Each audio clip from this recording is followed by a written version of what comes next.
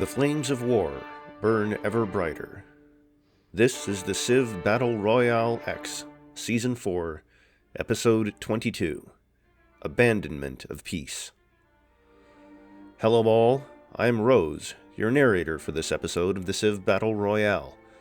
I've been a long-time watcher, but this is my first time annotating the glimpses of the cylinder for you all. I believe this part is the longest thus far in the season, in terms of slides at least, so grab a snack and get comfortable. Now, shall we begin? This week's Pacific Pals shows the plight of Pueblo, the former top power being attacked on multiple fronts. Thanks as always to the glowing orange Chrissy for the OC. Gregor McGregor's desire for profit was certainly a thing to see last time, as illustrated by this poster from the lustrous Emerald Range. Much appreciation, as always, to those that donate to see the Royale keep running. New to rank 1, Guangaito of Goguryeo is pushing forward on fronts to both his west and east. How far can the momentum carry him? And will he prove his worthiness of the top spot? The episode proper begins as we see a Palawa prophet on Sulawesi. His destination is perhaps Singapore, whose capital still lacks a majority religion. Chukurpa, the Palawa religion, has already been established in another Singapore suburb of Tamontaka. In our world, Motoori Norinaga was an influential scholar who promoted ancient texts from Japan itself, as opposed to influences from the mainland.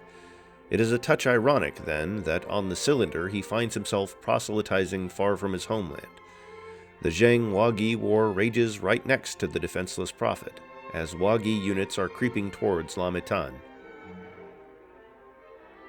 We get some action already, as among the usual irrelevant wars, there is an extremely relevant one. Makeda, tired of being told she's sitting around wasting her Golden Age boosts, declares war on Kanembornu, her troops already entering enemy borders. Sabed Emmet has a slight military advantage, as well as a clear tech advantage, but she might be outgunned on the front lines.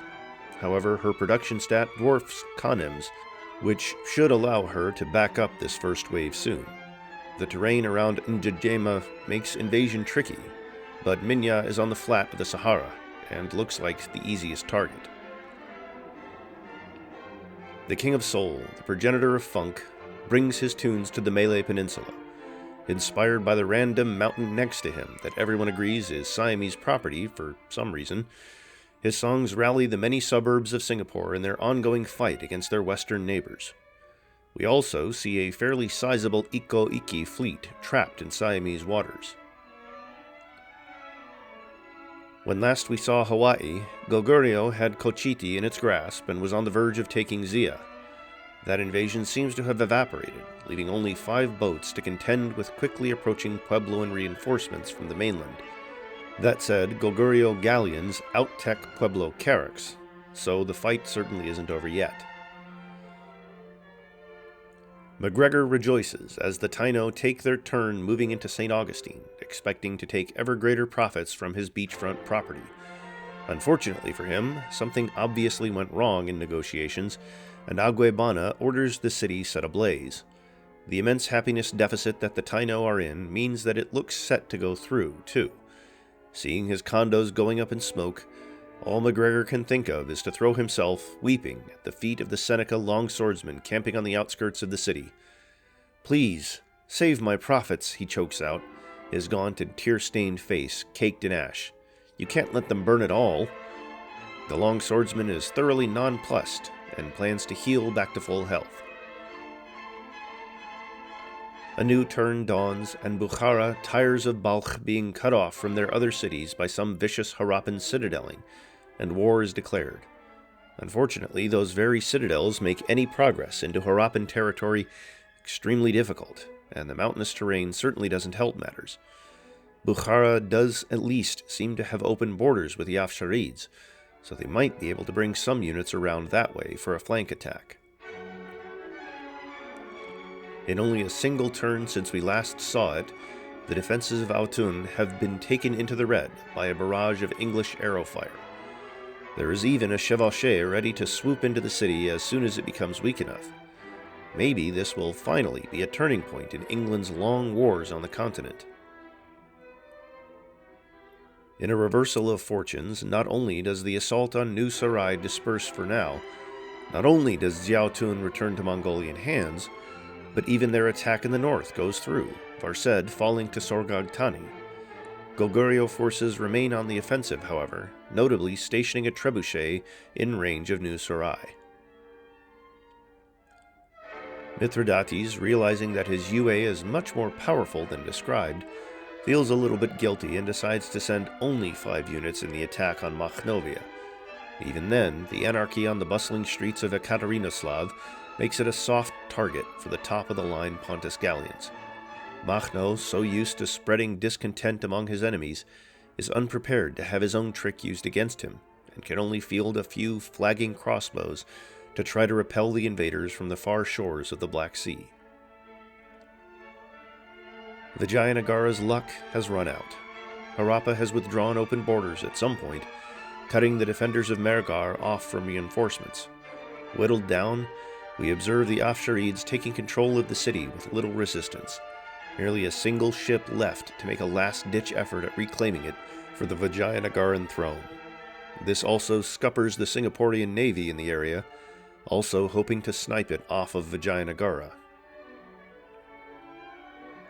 After being promised a beachfront condo of his very own, the Seneca longswordsman marches into St. Augustine and puts out the fires, much to the delight of a frazzled MacGregor. This comes at the same time as a Senecan strike force takes Kingaid. It looks likely to hold, with only a small Thule navy left, blocked from the harbor by a wandering scout.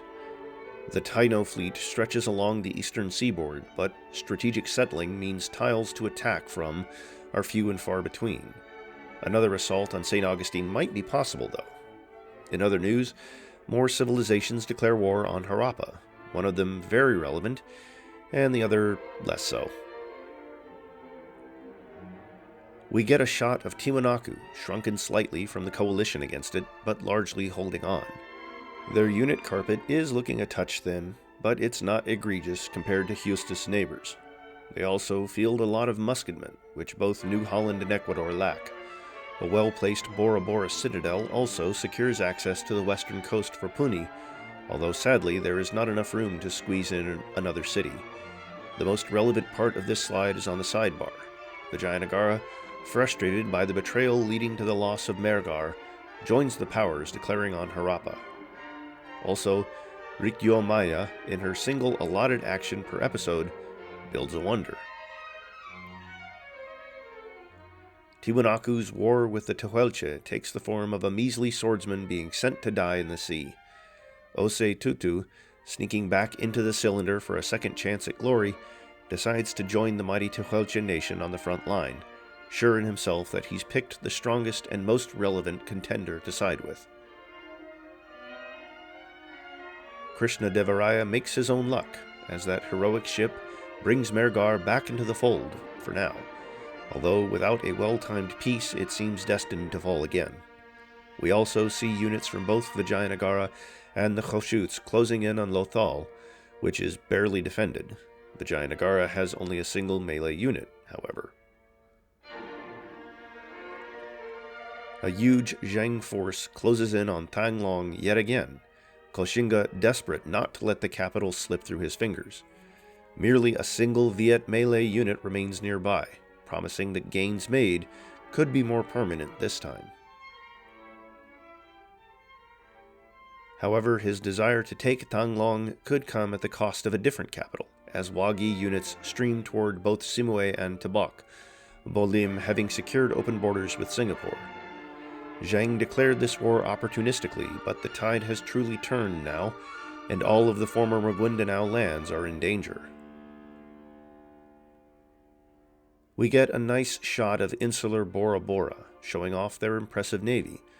What's slightly less nice is the report sent in by the ever-intrepid Ishtar from Palawa's capital, Mutawaina-Ji. The creeping influence of Taranoreror is visible around the edges of the image, passing through Wagi borders to open another potential front.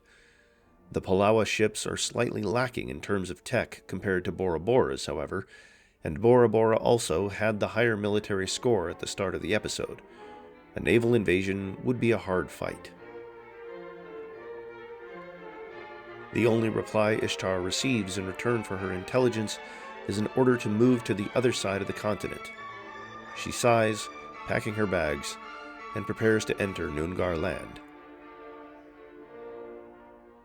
The Kalmyks sign peace with Bukhara, making them one of the few states fully at peace. Unfortunately, said peace seems destined to be shattered sooner or later, as Ayuka's units are at least an era behind those of everyone they border. The incessant and ever-increasing bombardment from the English bows takes Autun to the black. Desperate for any kind of defense, Burgundy brings a great engineer, Maslama al-Majriti Taputi, to the front line. I'm struggling to find out who this is in our world. Maslama al-Majriti was a mathematician and astronomer of Cordoba, but Taputi was a perfumer and chemist from ancient Babylon. Clearly, the only logical conclusion is that something went wrong in the process of entering these two into the cylinder, fusing them into a single conflicted body, but one that was very good at building, thanks to their 4 arms.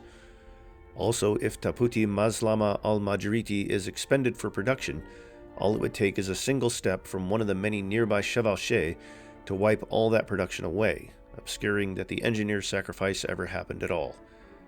I find something deeply sad about that. Goguryeo reverses the capture of Varsed.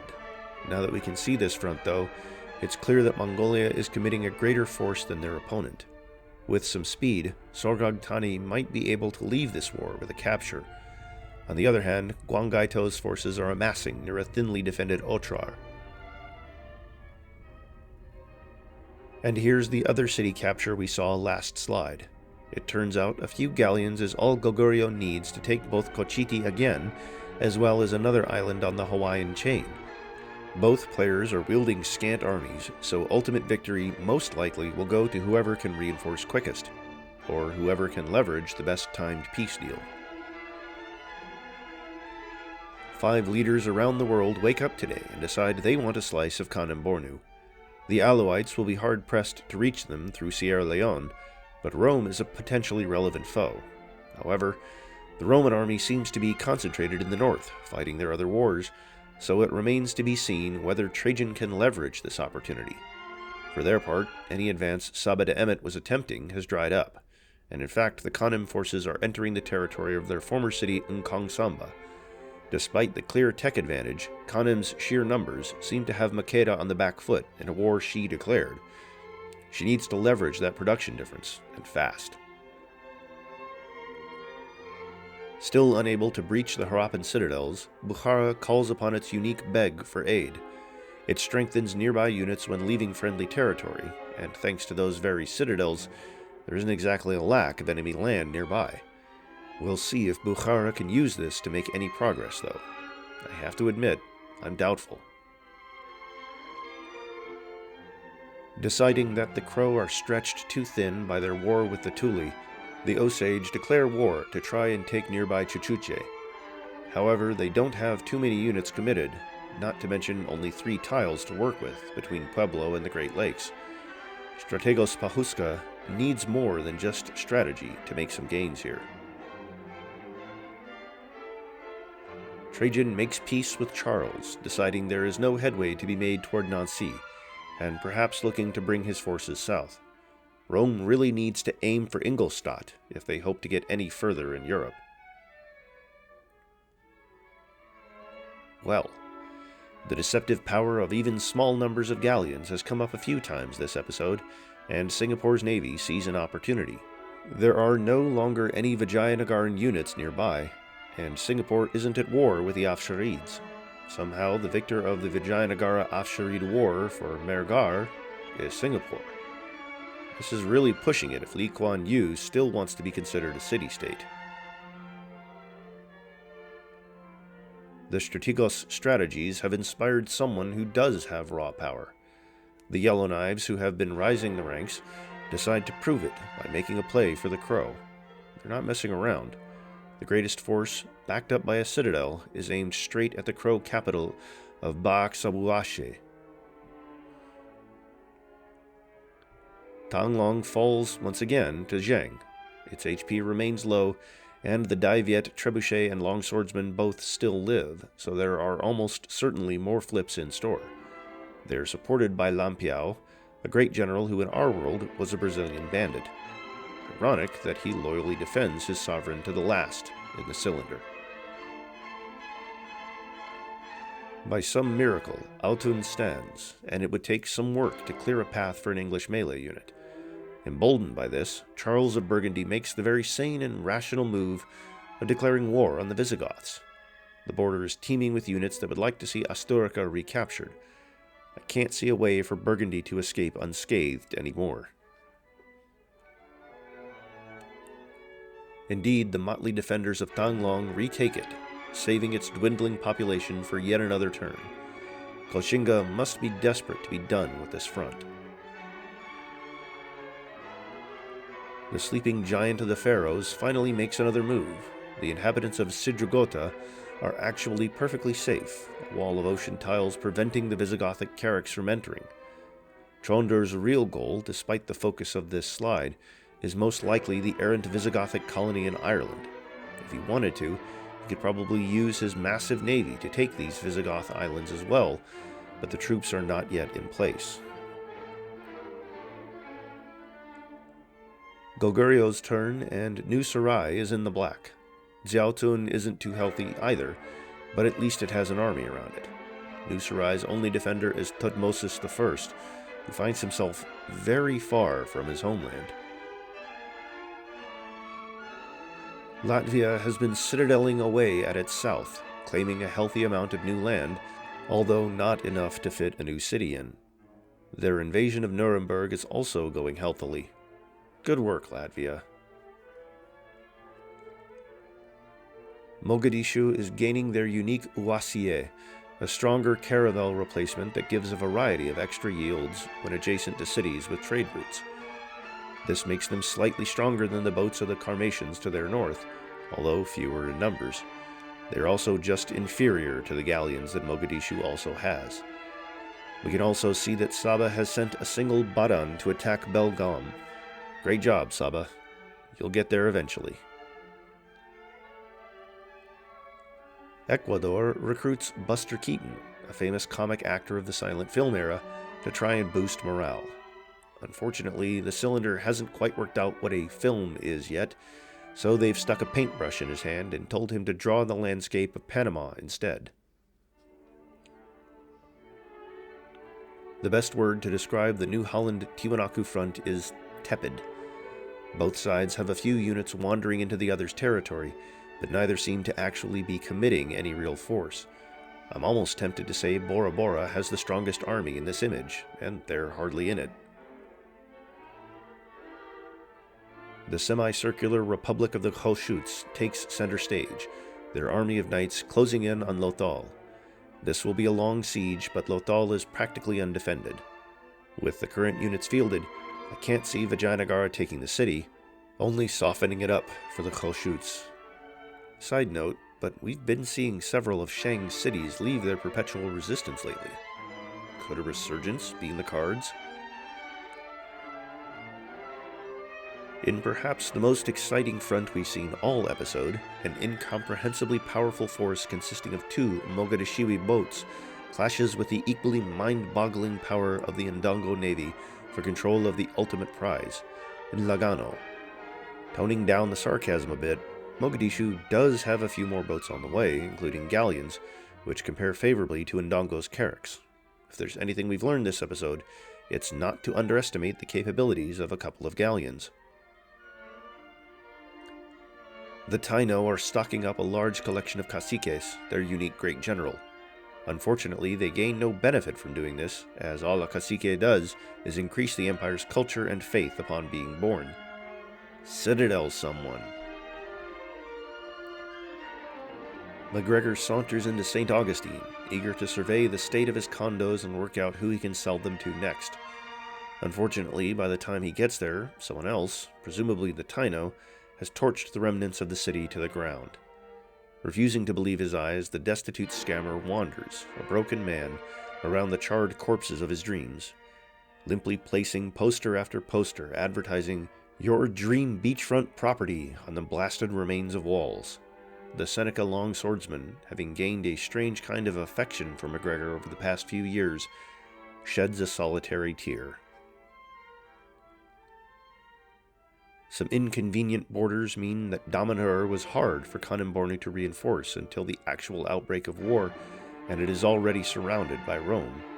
However, if this invasion force fails, Rome will be hard-pressed to find more troops quickly enough, while Kanem backup can already be seen. What looks like a refugee Rosvi settler wanders the war-torn Sahara, hoping to find a new place to call home.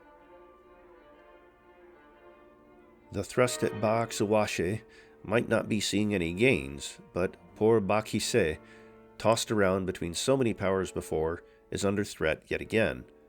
Joe Medicine Crow isn't going to give it up without a fight, but the odds are stacked against him with a severe tech gap. We can also see the Osage spilling into Crow lands, but with only knights, I can't see a city falling anytime soon. The Nivkh Navy has surrounded Iglulik, and the main body of Thule reinforcements is blocked from reaching it by more Nivkh ships. With some luck, Umu could pull off another unlikely capture. What he needs more than luck, though, is open borders with Goguryeo. That would allow them to bring an impressive navy, currently trapped behind Bakjak, to the front lines. Not one to be discouraged by the setbacks he's faced, Krishnadevaraya musters a force and captures Chanthaburi across the Bay of Bengal. Lee Kuan Yew appears to have deemed the sheer power of James Brown enough to defend the city. He was wrong.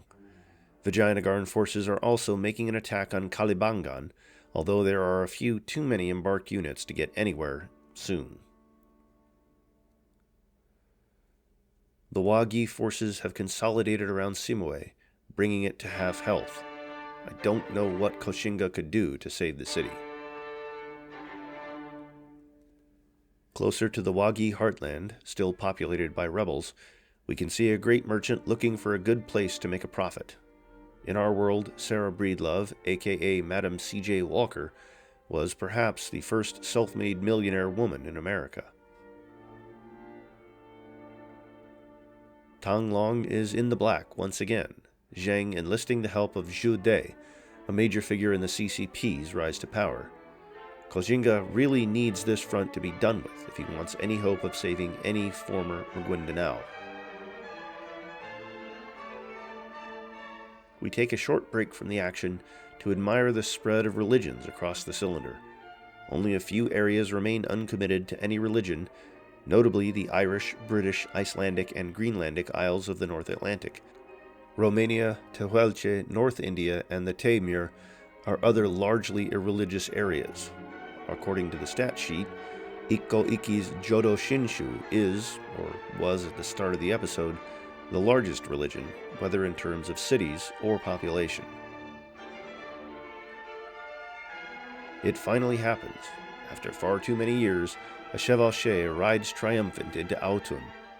Burgundy still controls a melee unit in range of the city though, so Henry shouldn't get too comfortable yet. With 2 Burgundian cities under his sway, the passive damage from England's UA is now enough to almost completely counter the natural healing in the rest of Charles' empire. We get a view of the other front of the Pharaoh-Visigoth War. A large navy is moving in on Hispalis, although I believe the city has only one sea tile to be attacked from. Trondur is going to want to move some of those land units in if he wants to take the city by force. New Sarai falls. Jiaotun is, at least, out of the firing line, but the much more valuable Otrar has Goguryeo siege units moving into position around it. She's put up a good fight, but Sorgogtani's future looks bleak. Goguryeo also enters the industrial era with, presumably, scientific theory, promising to boost their already first-place science even higher. In a stunning reversal, Ngkong Samba is surrounded and taking damage. Makeda evidently doesn't feel the need to train more units, or even to bring her existing ones to the front line, seemingly content to lose a city in a war she declared. Truly mystifying. As expected, the Mogadishiwi ships around the Cape have gotten nowhere. Ndongo bolsters its command with Jan Karol Chodkiewicz, a prominent commander of the Polish-Lithuanian Commonwealth. He sends a few units to surround the Eswatini capital, but more will be needed to actually take anything. For their part, Eswatini has half their army embarked, for some reason. A close-up of the previous slide focuses on another errant Rosvi settler. This one, however, is trapped by foreign borders for the foreseeable future. Pleased with the job his 5 units are doing, Mithridates sends a worker to cheer them on. Terrified by the single worker, a large amount of the Makhnovian army appears to be migrating north for some reason. Maybe they've already given up on the Makhnovian homeland and are preparing to resettle in Alexandrovsk. Lothal's health drops a little more, still practically undefended. The Khoshuts still have far more melee units in the vicinity, but Vijayanagar now has one. Eventual control of Lothal is still up in the air, if Krishnadevaraya is lucky enough. To the north, Bukhara has managed to pillage one of those pesky citadels, and a few Bukharan and Khoshut units are beginning to enter the land around Ganerewala. Nearby Sarah Breedlove, another great merchant, hangs out in the Pacific. Ted Turner, founder of America's CNN in our world, is currently trying to sell locals in Ambang on newspapers, but they move. They're taking bets on how long he takes to leave and turn into a custom house somewhere else. Off in the corner, we can see some Zhang ships still making an attempt on Bayer. Koshinga should probably be focusing on defense at this point.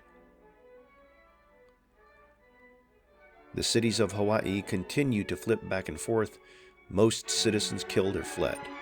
Right now, Pueblo seems to be back on the offensive, with only 2 Goguryeo military units at the front.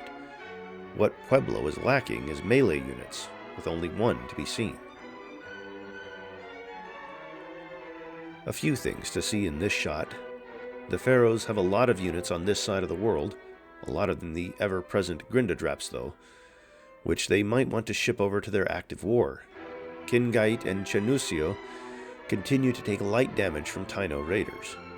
At this moment, Kingait is protected by a new Dutch peacekeeper, and I wouldn't be too surprised to see it flip once the peacekeeper moves, given its low health and the power of galleons. Finally, the Crow continue to feebly attack Patuthik, rather than focus on the existential threat back home. The Nivk blockade is working, Igloolik falling to half health with the Beaufort Sea Fleet blocked off. Rather than reinforce her own city, Javraganak prefers to attack Honsho-ji, which is also at half health, fitting for her vengeant personality. A nice shot of the split corpse of Kazakhstan, strung along the spine of the Urals. Semey has been viciously citadeled and is one of only a few Kazan cities to lie east of the Urals, which would make it easy pickings in the event the Seljuks wanted to attack. On the topic of easy pickings, Pavlodar would also be simple for the Seljuks to take. Bakise falls into the red. With severe number and tech deficiencies, Joe Medicine Crow cannot save it again. Meanwhile, Pahuska sends his knights swimming so that they'll be easier targets. Tanglong is back in Zhang hands, and the Viet capital moves back to Bakyang. The poor administrators must be tired of having to go back and forth. Leading a few Zhang ships south is Zinovy Rozhesvensky, a Russian admiral known for bringing a fleet around the world, killing some random civilians, and losing disastrously to Japan. Kojinga really knows how to pick 'em. That one melee unit does it, pulling Autun back into Burgundy's hands for now. The city is still flimsy, but Henry's few melee units have moved away. Saba de Emmet has really bungled this one. Nkong Samba falls to the yellow, surrounded by a technologically inferior Kanem Bornu force. Makeda could back her city up, but chooses not to. Emboldened by the success against Saba, Kanem troops are also advancing on Mansoura, but that one seems less likely to fall.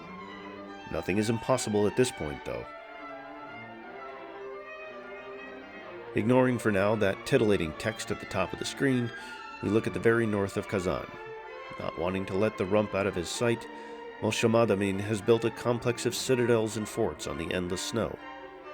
Banished to Novaya Zemlya, Nur-Sultan tries to entertain himself by having a great artist go paint on a boat. All he gets is a bout of seasickness.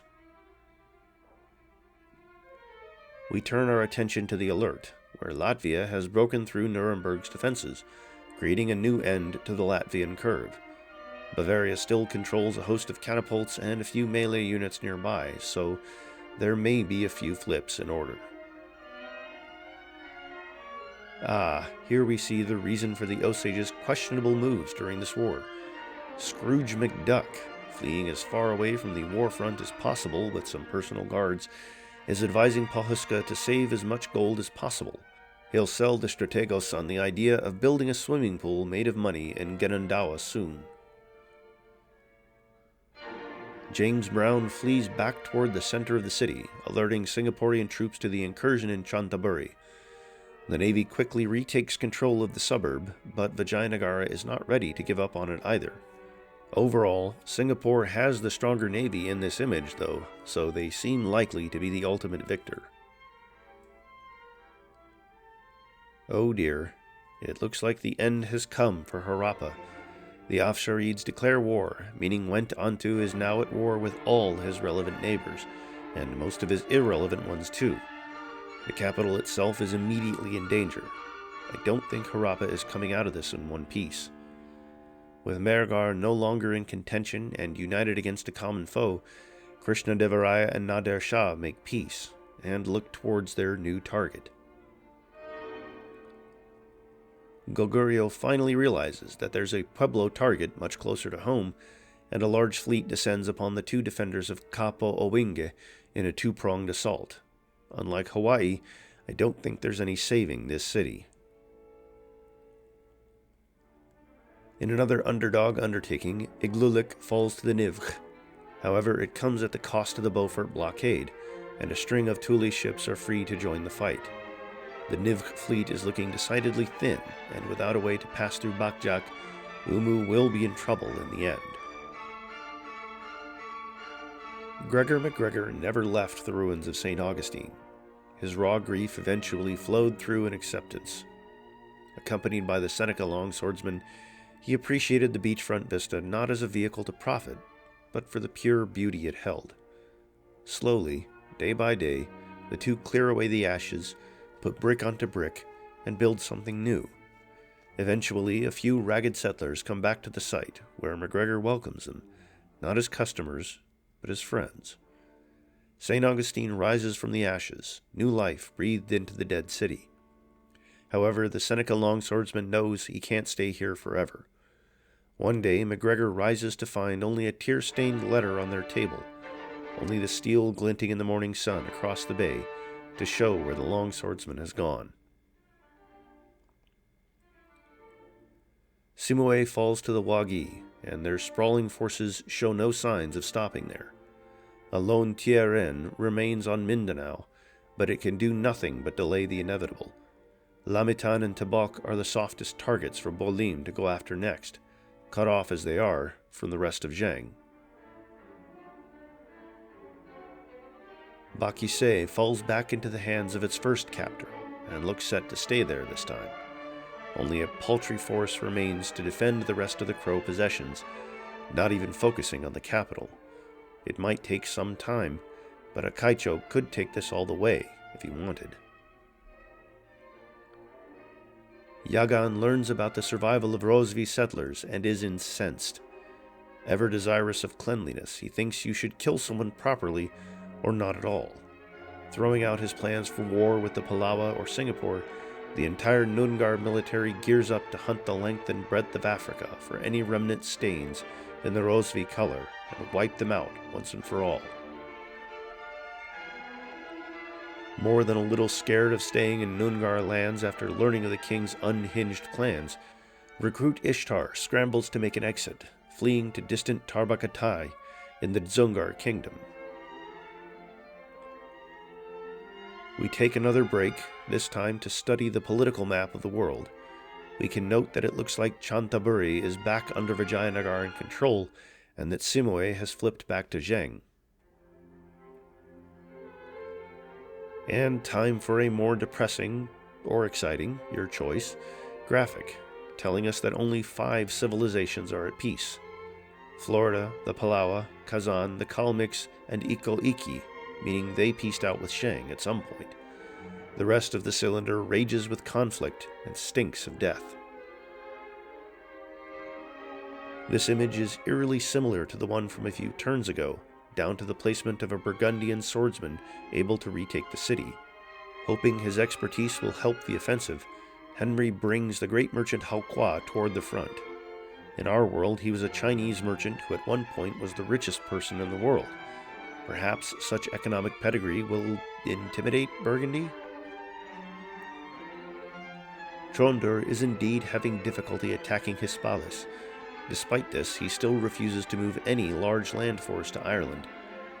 To be honest, knowing the AI, Leovigild will give up Hispalis at the end of the war, whether Trondur can reach it or not.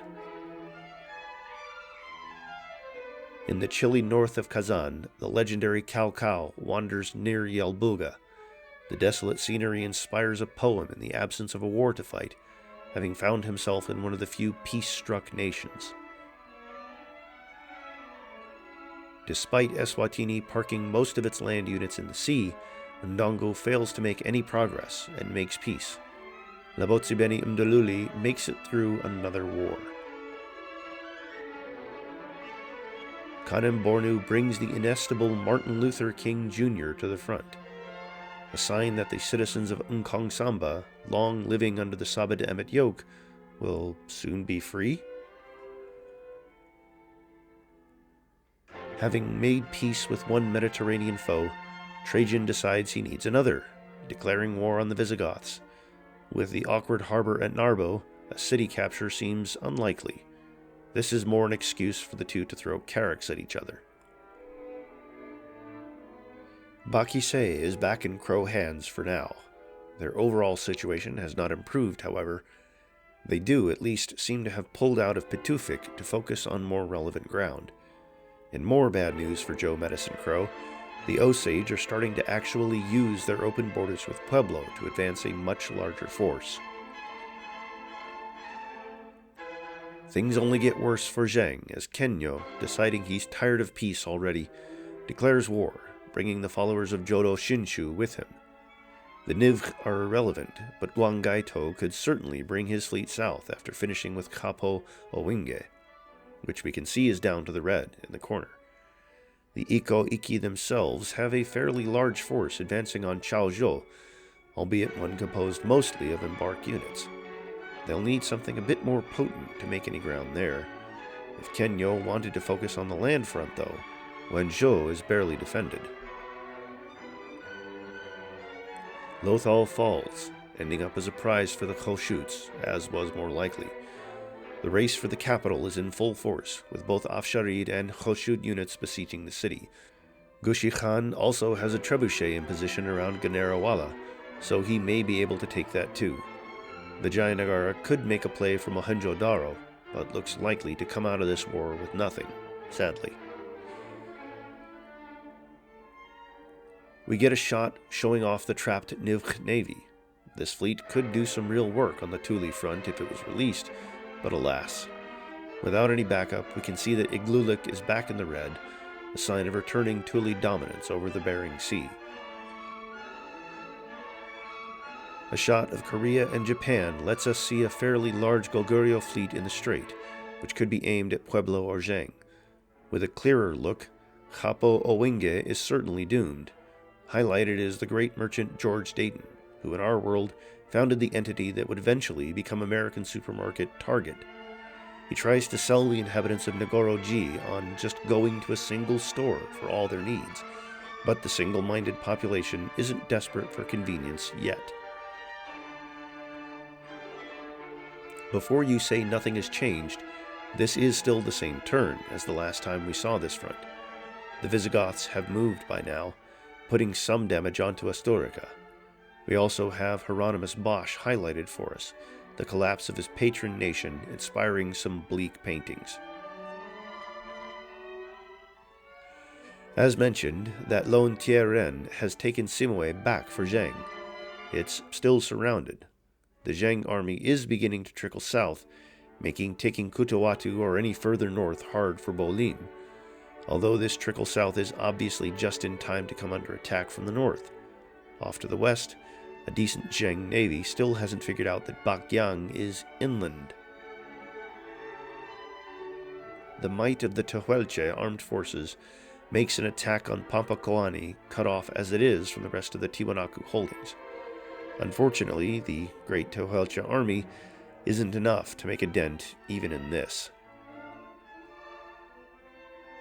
As a new turn rolls around, Charles gives up on Autun, leaving it permanently in English hands. In a snub to the Visigoths, as if they weren't already being invaded by the number one threat on the cylinder, Astorica is also handed over to England. Henry has finally managed to take a win and hold it. Capo Owinge falls to Goguryeo with no hope of relief in sight. This also gives Goguryeo a thin strip of land across Honshu. They don't need it currently, having open borders with Iko Iki, but it might come in handy later. We can also see that several more ships are arriving at Tamaya, ready to continue the conquest of Hawaii. Nkong Samba is down to the red. Idris Alauma proves you don't need technological superiority if you have overwhelming numbers and your opponent doesn't fight. Off to the north, the respective attacks on Damanhur and Mansura have dried up. Somehow, New Sarai is back in Mongolian hands, and the attack on Ochar went nowhere. Gwanggaito is back to having no gains in this war. Ironically, he's having a much easier time attacking rank 13 than rank 27. Incensed by the death of their cheerleading worker, the 5 Pontus units move into Ekaterinoslav. This, in addition to the Latvian citadels, cuts Kassa off from the rest of Makhnovia, a potentially easy target. The Makhnovian army has almost completed its migration to Alexandrovsk, despite Strategos Makhno's pleas. The soldiers remind him that under anarchy, they are just as important as him, and should be free to fight, or not, as they wish. Sierra Leone has been quiet this episode, needing to rebuild its scattered army. Boosting morale is the great musician François Couperin, who in our world was a French composer. Chantaburi flips back to Singapore. A Singaporean army is also on the way to southern Vijayanagara. Krishnadevaraya was able to reduce Kalibangan to half health, but the assault has evaporated. All told, it seems as if the Vijayanagaran time in the sun is becoming overshadowed by the urban sprawl of Singapore. The nations of the world, hearing that Dai Viet is down to one city and under siege, declare wars hoping to get a piece of the dying civilization. None of them will be able to reach it. In fact, the only other power that could even try to reach Bakyang is Siam, which seems content to let Zheng have it. Zheng, for its part, is finally realizing that land forces are needed for Bakyang, so its days seem numbered. With its navy slowly being extinguished and no reinforcements in sight, the Nivkh lose both Iglulik and Honshoji. Both cities are still in the red, so some flipping is in order, but with the larger Tuli army moving to the front, Umu needs to exit this war soon to prevent any more losses.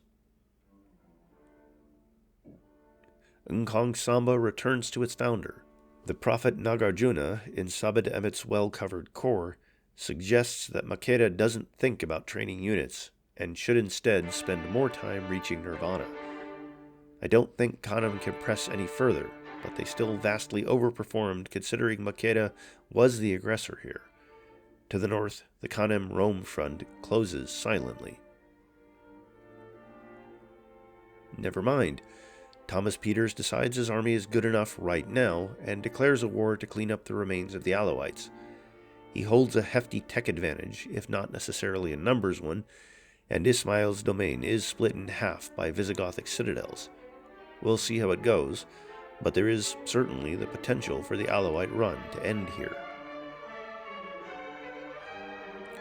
Bakise is solidly Yellowknives territory now, and both Baaxuahashe and Chichuche have begun to take damage from their respective aggressors.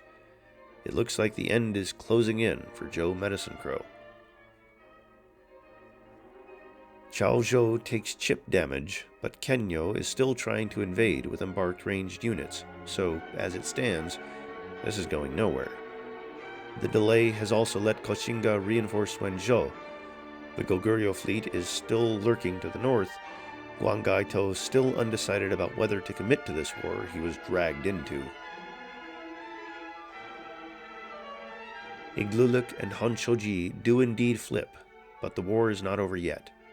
Umu is deep in negotiations with Guangaito, looking for just one thing: open borders.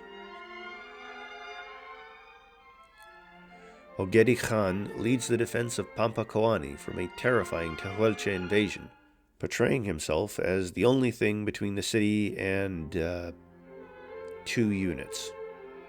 He's here on a break from leading his own Mongolia, finding beating down the Tehuelche way easier. Now that England owns the Visigoth-founded Asturica, the rest of the Visigothic cities will take damage per turn for as long as Asturica has a unit. This doesn't even help England, who aren't at war with them, only softening them up for their other invaders. There's the navy that Ikko Ikki isn't using at Chaozhou. Changhua is already in the black, and Guangzhou has taken damage too. If resistance is eliminated, these cities will be hard for Koshinga to reinforce, and seem likely to fall. Harappa's capital, Harappa, falls to the yellow. Its defenders gone, the city will fall, but whether to the Khoshuts or the Afsharids seems to be a coin flip. Ganerewala and Mohenjo-Daro are both also under threat. This may well be where Went Antu's story ends. To the top, we see that Igloolik and Honshoji continue to flip. To the south, not only does Vijayanagara have a melee unit approaching the weak Mergar, but Karmatian ships have flooded the harbor, cutting it off from further Singaporean reinforcement. Maybe the final owner of Mergar will be Krishna-Devaraya after all. Having been convinced by his advisors that the Rosvi hunt is a really bad idea, Yagan declares war on a much more reachable target: Singapore. A Noongar fleet advances on the thinly defended suburb of Little India, with Tamontaka also looking vulnerable. With Lee Kuan Yew concentrated on his far west, this has the potential to take a serious chunk out of the extended city-state. However, Singapore is beginning to train ships of the line, the next generation of naval superiority, so it might not be as simple as Yagan hopes. Speaking of their other invaders, nothing is happening on the Sijugrota front. The Visigothic ships, bar a lone caravel, unable to cross the thin line of ocean, and the Faroese ones unwilling to brave the greater numbers of their foes. With Simue back under his sway, Bolim quickly takes Lametan, Tabak seeming likely to be next. Kutawatu is also taking damage, but with Zheng forces actually defending it, it'll take a while to be worn down. To the west, Bakyang is also taking damage. From the Dzungar metropolis of Tarbagatai, Ishtar uncovers intelligence suggesting Galdan is preparing for an invasion targeting Bukhara. The terrain is mountainous, but Bukhara is so thin and bedraggled that an attack might work out anyway. Ishtar is reassigned to the coast, preparing to make the Himalayan trek to Siam's Phra Nakhon. And that's all for this week's episode. There are certainly a lot of active wars to keep an eye on, and I'll be doing so from the audience with the rest of you.